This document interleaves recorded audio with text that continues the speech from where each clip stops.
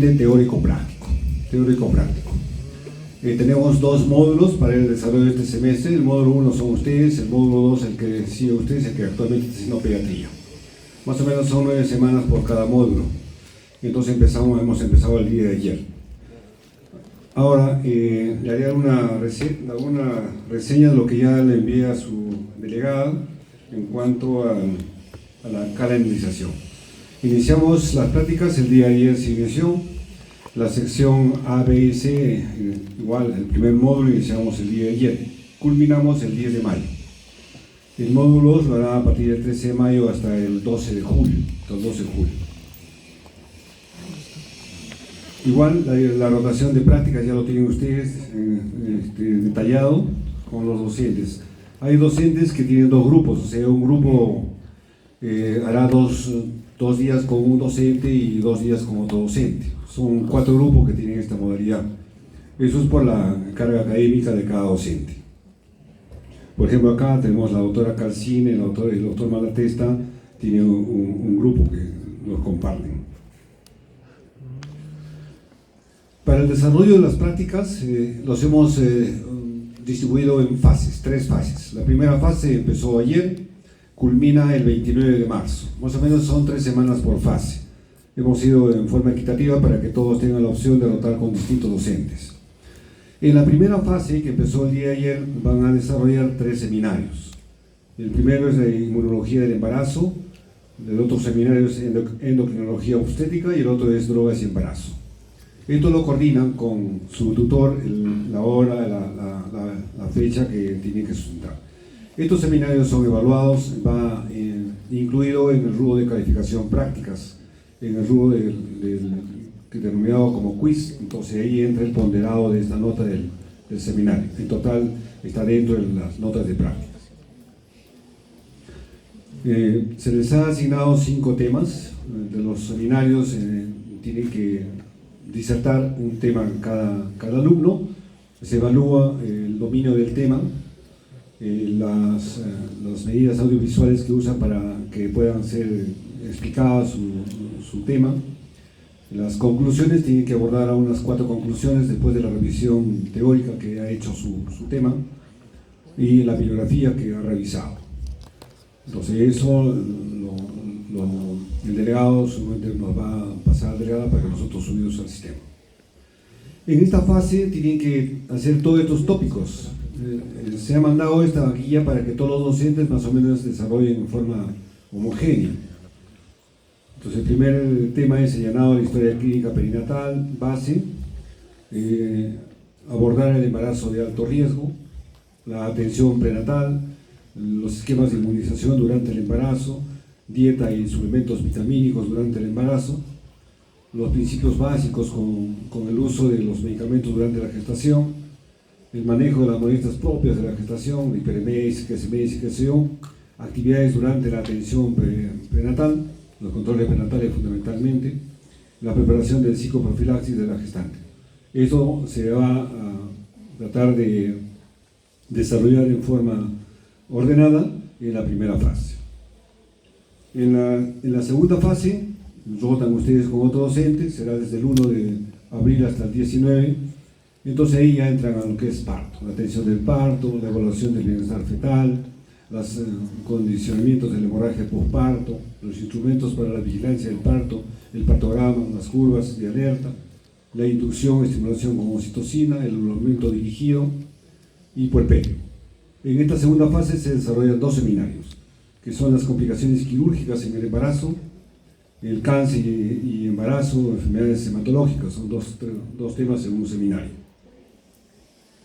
Y finalmente la tercera fase, pues, con que se incluye este primer módulo, aquí tocaremos todo el manejo de las emergencias obstétricas, concepto, manejo de las hemorragias obstétricas, el manejo de las enfermedades de hipertensión inducidas por el embarazo, problemas infecciosos, la atención del recién nacido, lo que es bioseguridad, sobre todo para entrar al quirófano tienen que dominar o poner en práctica todos estos temas, el concepto sobre el control de infecciones, los objetivos, la diseminación, las normas de bioseguridad, prácticas de prevención e desinfecciones, el lavado de manos, el uso de guantes, el manejo de artículos punzocortantes, la descontaminación, la desinfección. Asimismo, medidas preventivas durante la cirugía y la atención del parto. Y un último tema que tenemos que abordar es lo que es planificación familiar. Igual acá tenemos que desarrollar 2 seminarios, anomalías fetales y el otro analgesia, anestesia y cirugía obstétrica. Eso es lo que es, las guías que ustedes tienen que desarrollar en forma ordenada y de acuerdo a las rotaciones de la primera o segunda fase.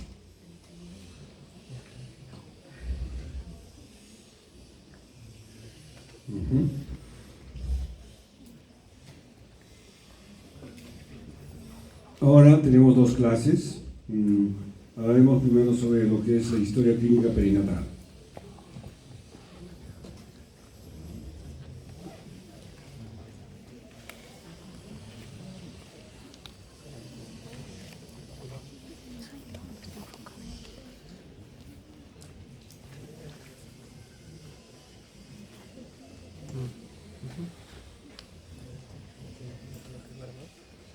Bueno, la historia clínica materno-perinatal es un instrumento que también ustedes dominan sobre la historia clínica de cualquier patología, con unas peculiaridades en lo que es lo materno-perinatal.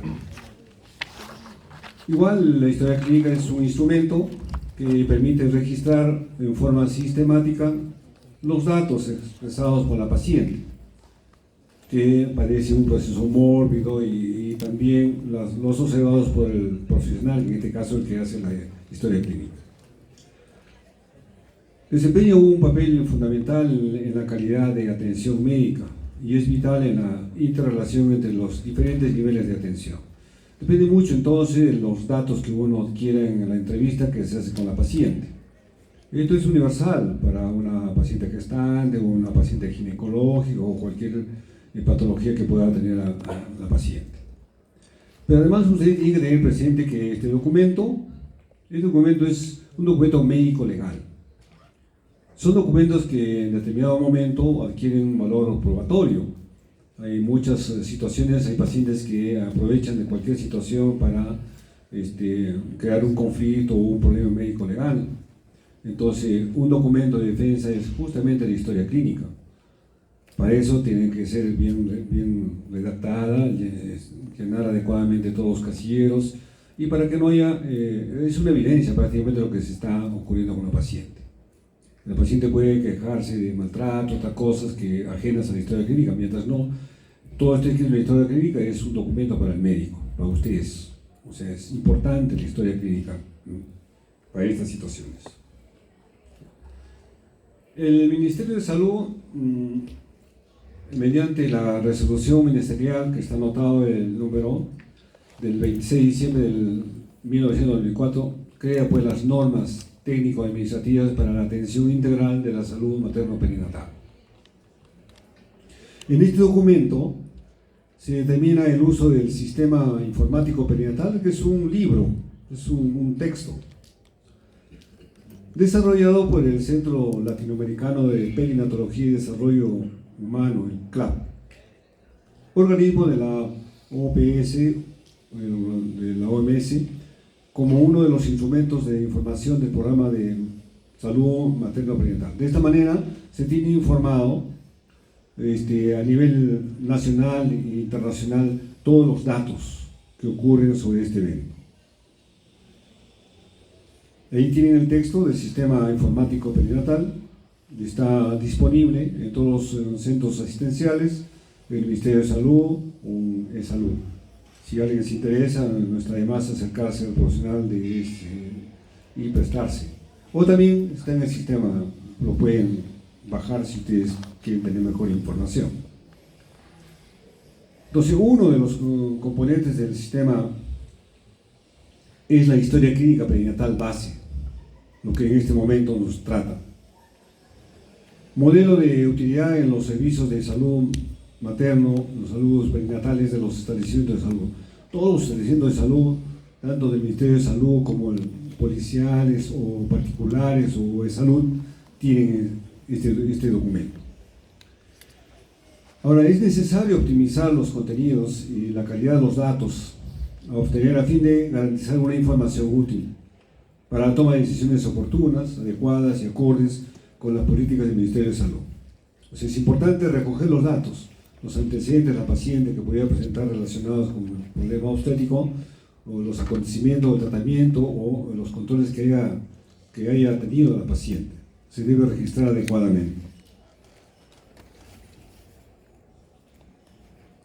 Esta historia es un instrumento desarrollado en base a una metodología sistemática. El objetivo es satisfacer las necesidades de información en la atención de la gestante y recién nacido. Este documento obedece a los avances mostrados en los servicios de salud, en la atención de la gestante, en la atención del recién nacido. Su aplicación es a nivel nacional y se cuenta con el personal profesional debidamente capacitado para el llenado de estas historias clínicas. Entonces, estas historias clínicas tienen su proceso, lo tienen que registrar y entrar al ingresar al sistema.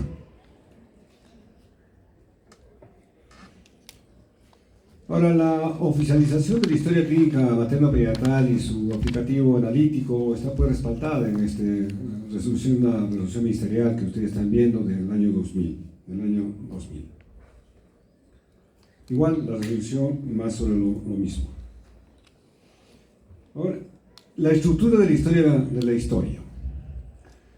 El nuevo modelo de historia presentada en este instructivo se basa en la experiencia obtenida en el uso de la historia clínico-perinatal base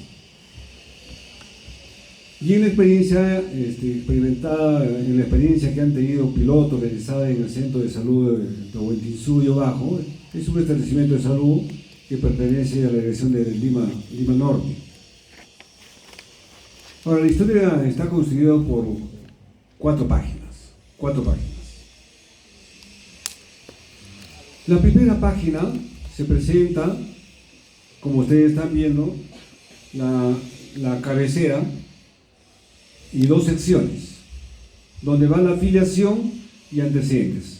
Con mi grupo ya hemos desarrollado entre ayer y hoy día llenado de las historias clínicas. Supongo que también los demás grupos tienen que tener esta práctica, descargar y llenar las historias clínicas. Entonces ahí tienen incluso resaltado los factores de riesgo que fácilmente puede corroborarse, sacar como conclusiones qué factores de riesgo tiene la paciente. En cuanto a la afiliación y antecedente, pues está donde se atiende el número de historia clínica, si es asegurada el auto generado, la dirección de la paciente, dónde vive, el domicilio, el teléfono, una vez es importante para localizar a la paciente si es que tenemos algún resultado urgente que informar. La ocupación es importante, la edad de la paciente, estudios de la paciente gestante, hasta qué año es el último año que ha probado, el estado civil también que es importante. Luego vienen los antecedentes obstétricos, las gestaciones, cuántas gestaciones han tenido, cuántos abortos, cuántos recién nacidos, si estos han sido partos vaginales o por cesárea, y cuántos hijos viven, y todas las características que están escritas, deben ser llenadas en forma adecuada. Igual, si antecedentes sobre el embarazo anterior, cuándo fue la terminación, el parto, etc., todas las características deben ser señaladas en forma ordenada. Datos basales del embarazo actual, como hemos preguntado. Igual los antecedentes familiares, los antecedentes personales, registrados sin obviar ningún punto.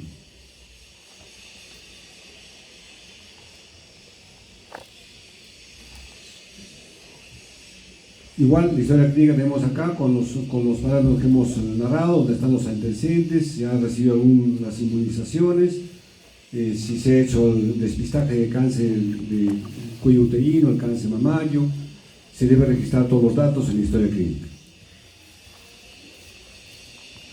En la segunda página se presentan los espacios respectivos para el registro de los controles prenatales. ¿Cuántos? Como máximo son 9 controles prenatales. como estamos viendo acá, entonces son los controles prenatales, donde van las fechas, todas las características de aquí, y son en cada rubro que realmente cada vez dependerá cómo se hacen cómo es la cita que hace. Es distinto una paciente con bajo riesgo a uno que tiene algún riesgo que necesita controlarlo más seguido.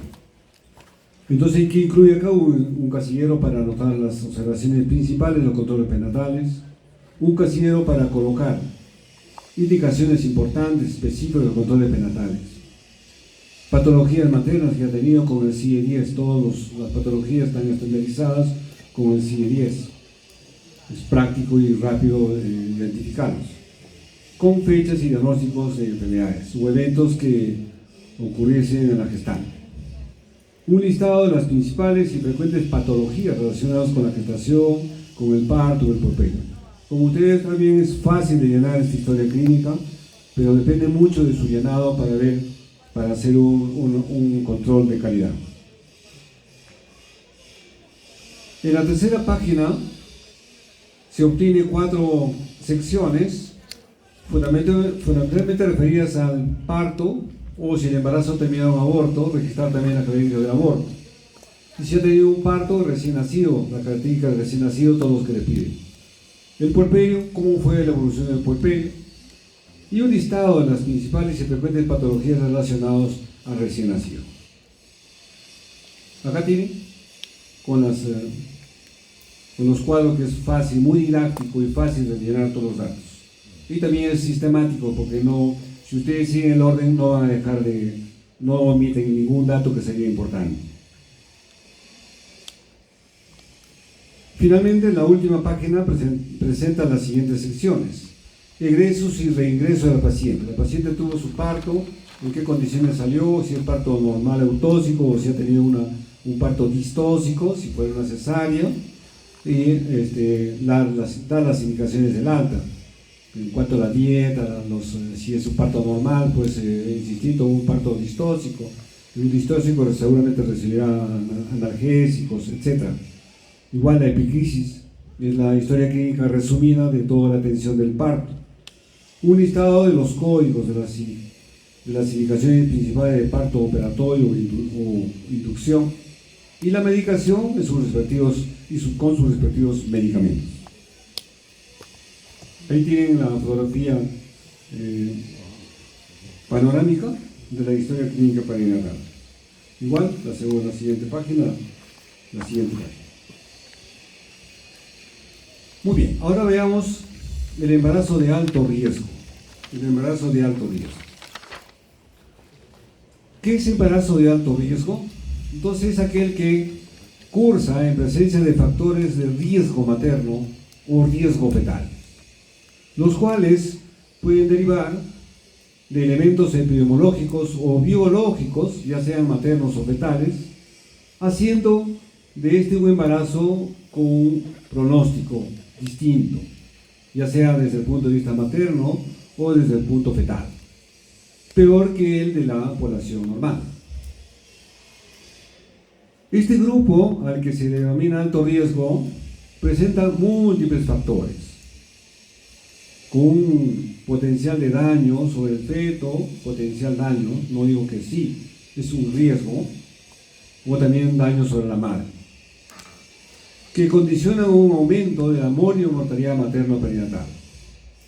Se estima que entre un 10 al 20% de los embarazos tienen factores de riesgo, y esto contribuye al 80% de morbilidad y mortalidad materno-perinatal. ¿Cómo enfocamos el riesgo?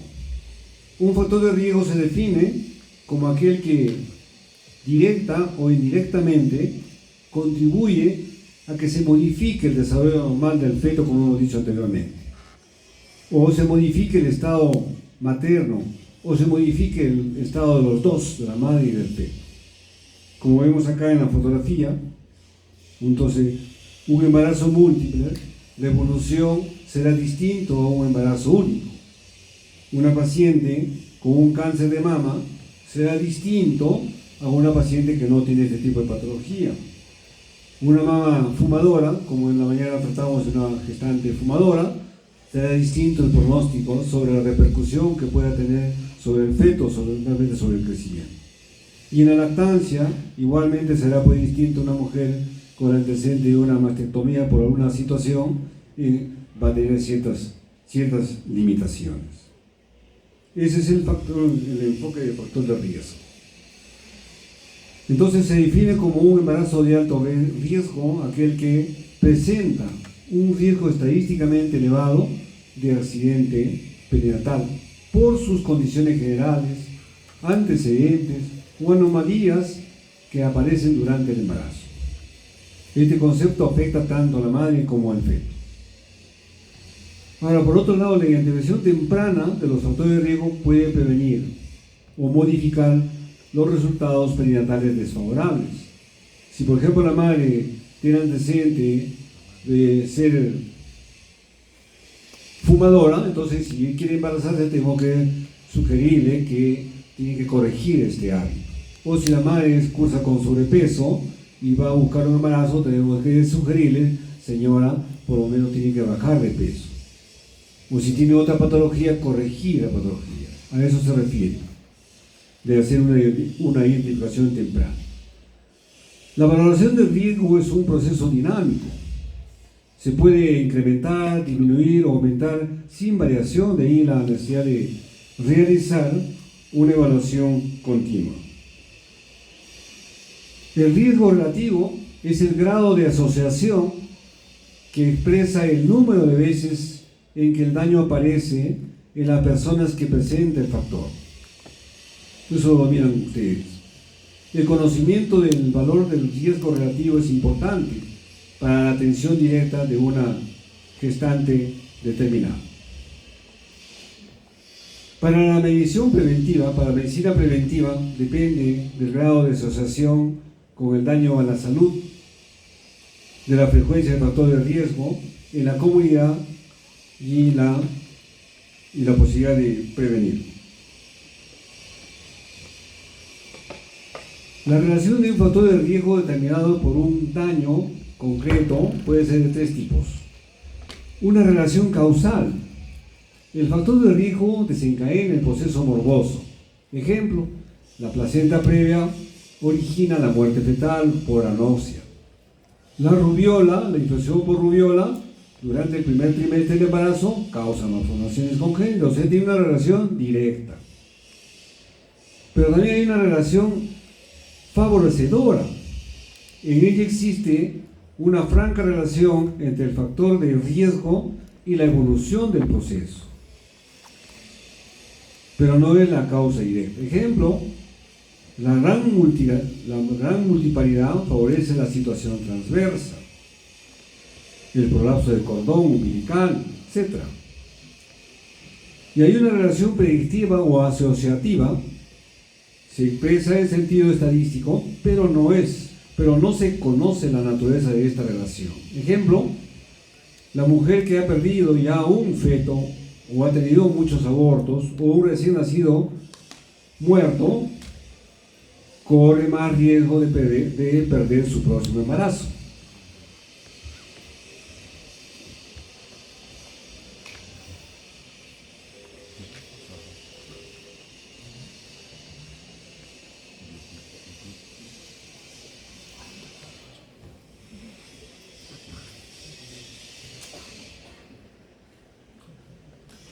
Bueno, acá tenemos un esquema sobre los fundamentos del enfoque de riesgo. Entonces, fundamento del enfoque de riesgo: no todos los problemas de salud tienen la misma importancia, obviamente. No toda la población tiene los mismos problemas. No todos los individuos tienen el mismo riesgo de daño. Entonces, se logra mayor impacto al controlarlos. Preferentemente los problemas más importantes, en los subgrupos más afectados, y concentrado nuestro esfuerzo en los individuos de alto riesgo.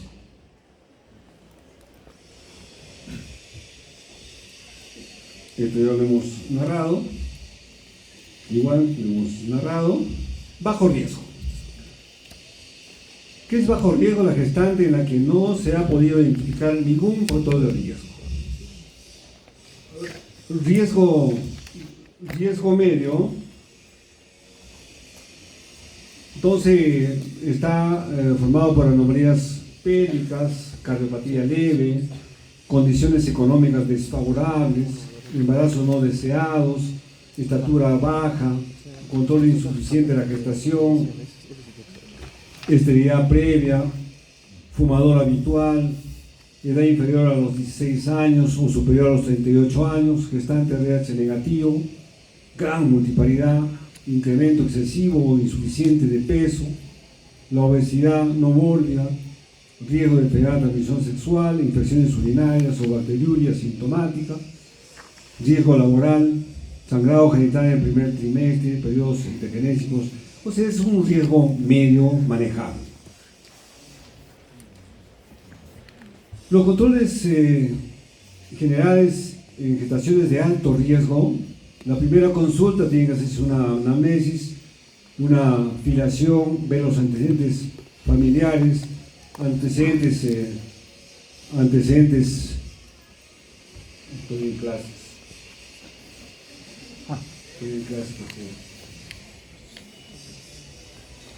antecedentes personales, antecedentes obstétricos, ginecológicos, gestación actual. Hay que solicitar los exámenes de laboratorio, solicitar interconsultas de lo que corresponda. Nos puede ayudar mucho la nutricionista, nos puede ayudar mucho el psicólogo, el genetista, si es una paciente con el antecedente de tener abortos a repetición, y otros especialistas clínico-quirúrgicos, dependerá de cada factor de riesgo. En cuanto a las consultas posteriores, la frecuencia de cada visita y las exploraciones complementarias vendrán determinadas por el tipo de enfermedad y por la severidad de la misma. Siempre habrá que controlar el peso, tenga o no tenga factor de riesgo, el peso, la presión arterial, los latidos cardiofetales, los movimientos fetales, preguntar a la madre, ¿se mueve el bebé o no se mueve? La altura uterina, cómo va evolucionando la altura uterina, y de la detección de la actividad uterina. El examen vaginal se indica siempre en la primera consulta, además de la exploración con espéculo, descartar algún tipo de infección que pueda complicar más adelante con una rotura prematura de membranas o con una amenaza de parto prematuro. Y cuando esté indicando valorar cambios en el cuello si la paciente presenta actividades uterinas o contracciones. Los controles periódicamente y de acuerdo a su presunción del riesgo se realizarán ecografías para evaluar el desarrollo y bienestar fetal, estimar el peso y el volumen del líquido amniótico. El riesgo reproductivo es la identificación, el registro y análisis de los factores que pueden predisponer a condicionar un evento de aumento de la mortalidad materno-perinatal. La evaluación del riesgo reproductivo está relacionado con la evaluación preconcepcional. El ejemplo que les estaba diciendo, si una paciente es obesa o diabética, hipertensa y quiere embarazarse, entonces tenemos que retirar, entonces enfocar desde el preconcepcional. Obstétrico, cuando ya tenemos la gestación, en la primera semana de vida del recién nacido y cuando también encontramos en el embarazo entre el segundo y tercer trimestre. Se conoce como riesgo preconcepcional a la probabilidad que tiene una mujer no gestante de sufrir un daño, ella o su producto, durante el proceso de la reproducción, condicionado por una serie de factores, enfermedades o circunstancias únicas o asociadas que puedan repercutir desfavorablemente en el binomio durante el embarazo, durante el parto o durante el puerperio. El riesgo puede ser de carácter biológico, psicológico y social.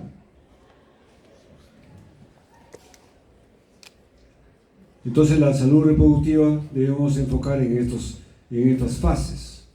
Antes, en la atención preconcepcional, que es importante, en la atención prenatal, cuando ya queda embarazada, en la atención durante el parto y puerperio, durante el recién nacido, la atención neonatal precoz. Es importante destacar que cuando se asocia a alguno de los factores, el riesgo se incrementa, obviamente. Factores de riesgo reproductivo preconcepcional, la edad es importante, pacientes adolescentes, pacientes mayores de 35 años, son factores de riesgo reproductivo. Entonces, la paridad mayor en la primera y después de la quinta, hay mayor riesgo. El intervalo intergenésico, cuando el intervalo es menos de 2 años o cuando el intervalo es más de 10 años. Antecedentes de mala historia obstétrica, sea mayor cuando la mujer ha tenido previamente abortos, natimuertos, muertes neonatales, 2 o más cesáreas, preeclampsia, etc. Una vez detectado el problema y su magnitud, se debe actuar para erradicar o para disminuir o para controlar el riesgo y posibilitar el embarazo, o tomar una conducta sobre la anticoncepción temporal o definitiva. O sea, poner en una balanza un control y conocimiento adecuado del riesgo preconcepcional disminuye la morbilidad y mortalidad materna y perinatal, obviamente. Entonces el éxito de la atención prenatal reside en la identificación temprana de las gestantes con factores de riesgo, a fin de planificar una adecuada atención con la finalidad de evitar o disminuir en lo posible el daño materno o perinatal.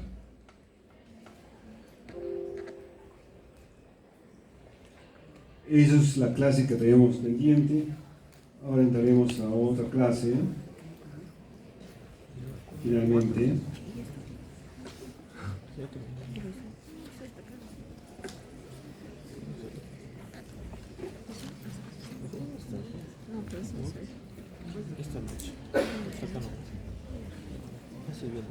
Generalidades del embarazo.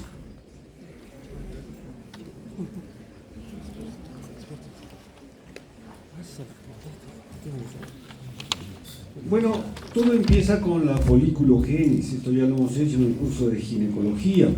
Ustedes saben el desarrollo y crecimiento de los folículos parte pues de los folículos primordiales, pasando por el folículo primordial, primario, secundario, preantral, antral y el folículo de grado, que termina con la expulsión del óvulo maduro que potencialmente va a ser fecundado. Una vez que sale el óvulo, se produce la fecundación. La fecundación pues es la fusión de los dos gametos, masculino y femenino, de manera que se restablece la dotación cromosómica normal de 46 cromosomas. Esta fecundación tiene unas etapas. Uno es la penetración de la corona radiada, seguida por la penetración de la zona pelúcida. Una vez que ha ocurrido esto, hay una fusión de las membranas, tanto del óvulo como del espermatozoide. Hay una fusión de núcleos y formación del cigoto o huevo cigoto, el nuevo ser. Función de sus cromosomas sexuales, también una fusión. El cigoto masculino pues tendrá el cromosoma XY y el femenino XX, como ustedes saben perfectamente. En cuanto a la secuencia reproductiva del aparato reproductor, entonces se produce la ovulación, el folículo de Graf, sale el óvulo, es tomada por las fimbrias del pabellón, esto migra gracias a las fimbrias, y una vez que ha tenido relaciones sexuales, los espermatozoides están en el fondo de vagina, ellos ascienden por el cuello cervical, aquí hay unas glándulas en el endocérvix, acá sufren un proceso de capacitación o mejoramiento, los espermatozoides capacitados siguen hacia el fondo, se van por las trompas, otro para acá y acá fecundan al óvulo, en el tercio externo de la trompa.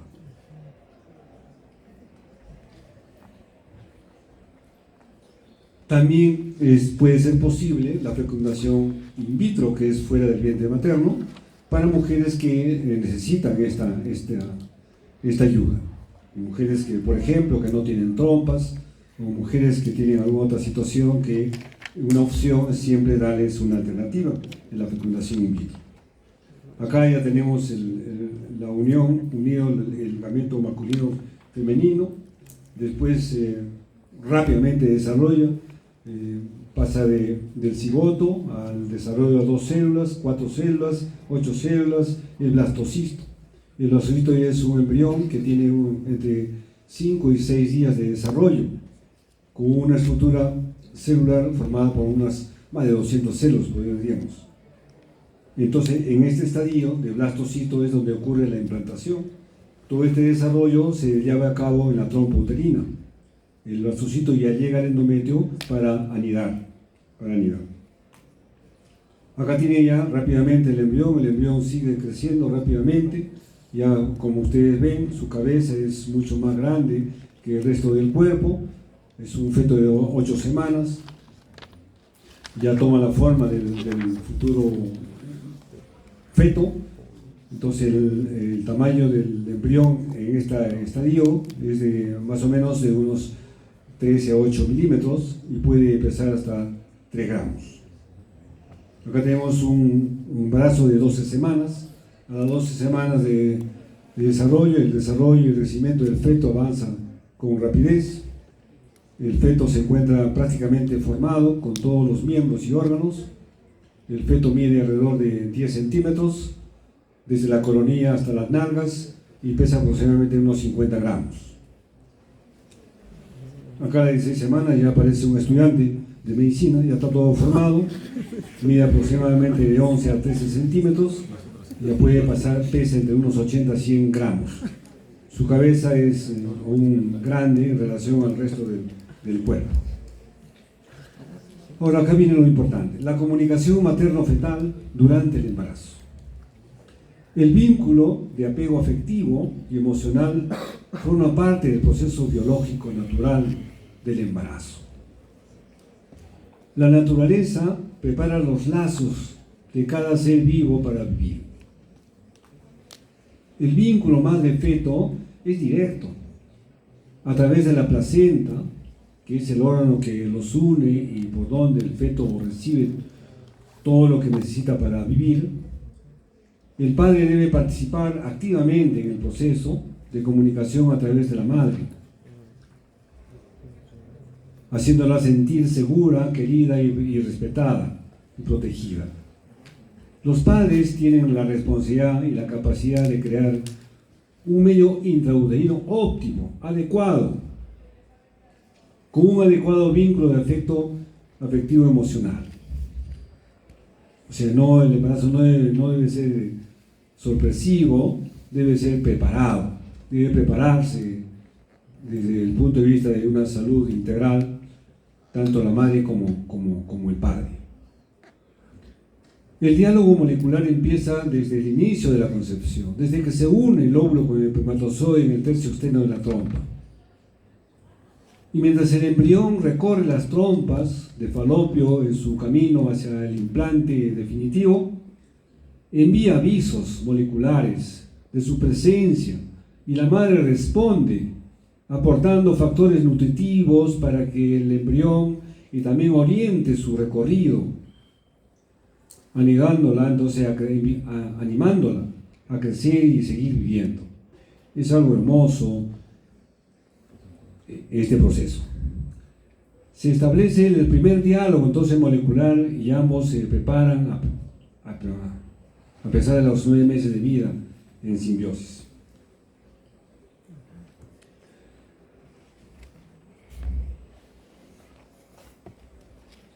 Por medio de este fenómeno natural, el embrión, que es extraño al organismo de la madre, libera desde los primeros días sustancias que desactivan las células maternas, que deberían generar las defensas correspondientes.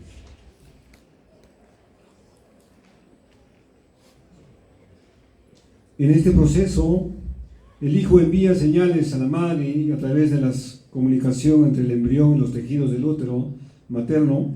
Tiene lugar una serie de procesos relacionados y precisos para crear una tolerancia inmunológica. La madre reconoce a su hijo como alguien distinto a ella, porque una mitad de él es de su padre, pero sin señal de ser un peligro. Por eso son 2 vidas en simbiosis. Los fetos en desarrollo sienten, aprenden, recuerdan y son capaces de responder a los estímulos y tienen una comunicación constante con la madre. Hay una interacción bioquímica entre la madre y el feto a través de la placenta. Entonces el órgano intercambia la placenta. Cuando se produce el parto, la madre sale del vientre materno y se le pone sobre el vientre de la madre, ya sea un parto eutóxico o uno por cesárea. Entonces el contacto temprano. Una vez que el pediatra lo retira, al recién nacido del vientre de la madre, despierta un llanto en el feto, o sea, reconoce que está con su madre, ¿no? Y reconoce que lo están alejando de su madre.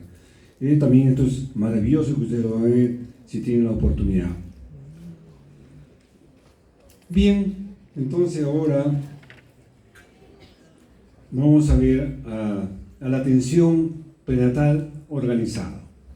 Esta tiene que ser oportuna, o sea, tiene que ser oportuna en su debido tiempo, no esperar mucho tiempo de estar embarazada para acudir a la consulta. Identificar los factores de riesgo que les hemos dicho. Disminución uno de los objetivos de la disminución de la mortalidad perinatal con la identificación y la corrección, si es que se puede, de los factores de riesgo.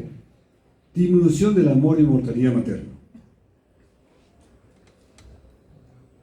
En cuanto a las generalidades del control prenatal. El control prenatal inadecuado conlleva a mayores tasas de partos pretérminos, retardos del crecimiento intrauterino, pequeños para la edad gestacional, mayores tasas de infecciones y de mortalidad materno-perinatal. Para estudiar si los controles prenatales son adecuados, se ha agregado varios índices. Cito el más adecuado, el de Kirchner, el más utilizado. Este combina la edad gestacional, el tiempo de la primera consulta o la primera visita prenatal, el número total de visitas, y agrupa a las pacientes en 3 categorías de acuerdo con sus controles prenatales. Un control prenatal adecuado, un control prenatal inadecuado o un control prenatal intermedio. Entonces, cuanto más temprano sea el control prenatal, es un punto para mejorar esto. La tasa de control prenatal inadecuado sigue siendo elevada más en nuestro medio. No se puede hablar de efectividad cuando la gran mayoría de gestantes acuden por primera vez al control prenatal pasados los 3 meses de gestación. Y más aún cuando se sigue un orden coherente y ordenado de visitas. La atención prenatal inadecuada es alta. Fíjense, de acuerdo al índice de Kirchner es del 12%. ¿Dónde? En Estados Unidos. ¿Qué serán nosotros? Mucho más. La eficacia de la atención prenatal entonces es pues, el sistema coordinado durante la gestación, durante el parto y durante el puerperio. Entonces el contenido de la atención prenatal es la atención previa a la concepción, el diagnóstico rápido o temprano de gestación, la primera consulta prenatal y las visitas prenatales de seguimiento. Concepto de embarazo. Entonces tenemos varios signos de presunción, signos de probabilidad, signos de certeza y diagnóstico de embarazo por reacciones laboratoriales. También hablaremos sobre el diagnóstico de la edad gestacional. Lo sencillo, desde el primer día de la fecha de la menstruación, de la última menstruación, ustedes cuentan semana a semana hasta el día que ustedes están viendo el embarazo y tienen la edad gestacional. El diagnóstico de la fecha probable de parto también lo cuentan. Desde la fecha de la última menstruación, ustedes suman 7 días y restan 3 meses y tienen la fecha probable de parto. ¿Cuáles son los diagnósticos presuntivos o signos presuntivos o generales del embarazo? Los signos presuntivos o generales son manifestaciones extragenitales que están fuera de los genitales. Son muy variables, son muy subjetivos por la paciente, son inconstantes, no están presentes en todas las gestantes. Pueden ser mareos, lipotimia, palpitaciones, cialorrea, náuseas, vómito, fatiga, etcétera, etcétera, todo lo que se le toca a la paciente. También puede haber alteraciones de la micción, polaquiuria tenemos, etc. Como el útero crece, entonces esto puede estimular la vejiga hacia adelante y puede producir esto polaquiuria, ¿no? Tiene una explicación. Aumento de la pigmentación de la piel, aparición de estrías, etc. Y los signos probables o locales, ¿cuáles son? Uno es la suspensión de la menstruación. La paciente viene con retraso menstrual. Cambios de consistencia en el cuello uterino. El cuello es blando. Uno pone con el dedo y existe una turgencia blanda. Entonces hay un agrandamiento del abdomen. A partir de las 12 semanas hay un agrandamiento progresivo del cuerpo uterino. Por supuesto, menos manifiesto en nulíparas que en multíparas.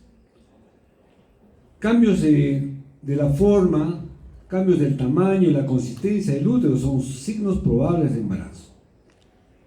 A las 8 semanas el útero tiene una forma piriforme, como una pera. A las 12 semanas tiene una esfera o globuloso.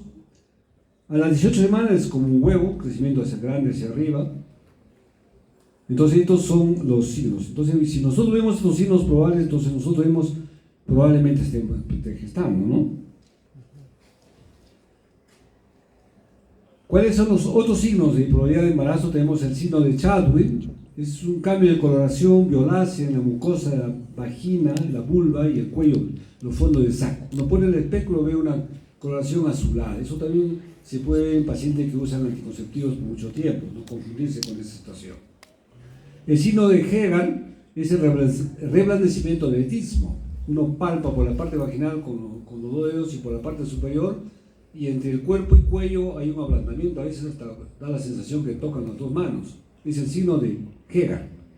El signo de Piscaset es una asimetría por implantación cerca del cuerpo uterino. Hay un rompimiento de uno de los cuernos. El signo de Noble-Burin, útero globuloso a través del fondo del saco, no es el tacto, y termina, toca la parte posterior del cuerpo uterino, globuloso. Acá tenemos, entonces, podemos palpar acá el ablandamiento del istmo, y acá el istmo también, cuerpo, cuello, están prácticamente las dos manos, tanto que está por vía vaginal o por el pubis. Entonces este es el útero globuloso que uno palpa el fondo uterino. El Piscaset es la simetría del fondo, del cuerpo uterino. ¿Y lo mismo? Veamos los signos de certeza. ¿Quién lo da? ¿Quién da los signos de certeza? El feto. El feto nos da los signos de certeza. Entonces, primero tenemos los latidos cariofetales. Los latidos cariofetales van entre 120 y 160 como frecuencia normal. Los latidos cariofetales se auscultan clínicamente con el estetoscopio de Pinar, que era una campanita que se pone sobre el vientre de la madre y se escucha directamente con el oído. Se puede hacer entre las 17 y 19 semanas. Este espectro ya no lo tenemos lamentablemente disponible, porque hay otros sistemas de mejor resultado. El Doppler, el detector de latidos, que es un aparatito que detectamos ya desde las no 10 semanas. Detectamos ahora, se ha modernizado, detecta desde las 8 o 9 semanas. Por ecografía no vaginal, a la quinta semana ya podemos ver los latidos que están latiendo. Debe diferenciarse, sobre todo los estetoscopios, con soplo subfunicular, soplo uterino, que puede hacer confusión con la detección de los latidos carpetales. La percepción de los movimientos fetales, entonces lo da la madre. ¿Desde cuándo se mueve su bebito? Desde tal. Todos estos movimientos, la mayor actividad es entre las 28 y 34 semanas de gestación. Son percibidas por la madre a partir de las 16 semanas a 18 semanes. Sobre todo las multíparas. Las primíparas tardan un poquito, entre las 18 y 20 semanas. La disminución de menos de 10 movimientos por día puede indicar un bienestar fetal alterado. Siempre preguntar cuántas se mueve o no se mueve su bebé. Entonces, la palpación abdominal, el tamaño, la consistencia y la desviación del útero grávido, la delimitación del feto, entonces lo terminamos con la maniobra de Leopold, la situación, la posición, la presentación, los movimientos fetales. Uno pone la manito, entonces se perciben los movimientos de las pataditas del bebé. El peloteo abdominal a mitad del embarazo embrionario, producido por los movimientos pasivos del feto. Las contracciones de Basson-Hill también son pequeñas contracciones palpables, indoloras a intervalos irregulares. Ahí tienen las gráficas en cómo diferenciar las contracciones de un parto, de un preparto y las contracciones Basson-Hill. El crecimiento uterino. El útero normal, ustedes saben, va pues entre 7 por 4 centímetros, 7 longitudinal, alto por 3 y ancho 4 centímetros. A las 8 semanas, entonces el tamaño del útero es el doble. A las 12 semanas, 4 veces el tamaño normal. A las 16 semanas, el fondo uterino, el punto medio está entre la sínfisis del pubis y el ombligo, a medio camino. Entonces son datos clínicos que a ustedes les va a ayudar a precisar la edad gestacional cuando la mujer o la paciente no sabe la fecha de la última menstruación. Entonces viene a la consulta, no me baja la menstruación, ¿cuándo menstruó? No sabe. O está lactando, o está tomando algún anticonceptivo, no me suba. Entonces ustedes echan mano de estos recursos para precisar la edad gestacional. 20 semanas a nivel de la cicatriz umbilical, hasta el fondo uterino. Laboratorialmente también podemos hacer diagnóstico con la detección de las gonadotrofinas coriónicas en sangre y orina. Su valor debe duplicarse cada 48-32 horas, sobre todo si nosotros estamos discerniendo entre un embarazo, una amenaza de aborto o embarazo ectópico. Todas tienen dolor, tienen sangradito, tienen retraso menstrual. Fíjense, cómo discernir haciendo un dosaje de beta-HCG. Si el embarazo está normal, va a duplicar en 48 horas. Si el embarazo es ectópico, no va a llegar. Entonces les ayuda. Y si es un aborto incompleto, va a disminuir el dosaje. Durante los 13 primeros meses del embarazo, la beta-HCG va en aumento hasta llegar a un pico de concentración entre la semana 12 y 14 que puede superar a 200 pi. También hay otros métodos biológicos que están en desuso. Objetivos entonces de la evaluación prenatal: definir el estado de salud de la madre y del feto, calcular la edad gestacional del feto, emprender un plan de atención obstétrica. No se olviden que en el primer control prenatal tienen que precisar la edad gestacional. Es el momento más certero de hacerlo. Y si no tienen el ECOR, una ayuda con un estudio ecográfico va a corroborar su impresión diagnóstica. O sea, estas pacientes sobre todo que no precisan la fecha de la última menstruación. Diagnóstico de la edad del embarazo a partir de su primer día de la última menstruación. Van contando como les había dicho al iniciar. El diagnóstico de la fecha probable, duración del embarazo dura 280 días más o menos 14 días después de la última menstruación, o 40 semanas más 2 semanas. Hay dos reglas: la regla de Nayeli es el primer día de la última menstruación, se agregan 7 días y se restan 3 meses, lo que le había dicho. Pero también puede ser que la regla de igual, al primer día se le suma 10 días y se retrocede 3 meses. Y hay que hacer el diagnóstico diferencial con el embarazo: tumores intrapélvicos, tumores anexiales, tumoraciones abdominales, el hematometra también. La paciente puede cursar con retraso menstrual y puede cursar con un hematometra, colección de sangre dentro del útero.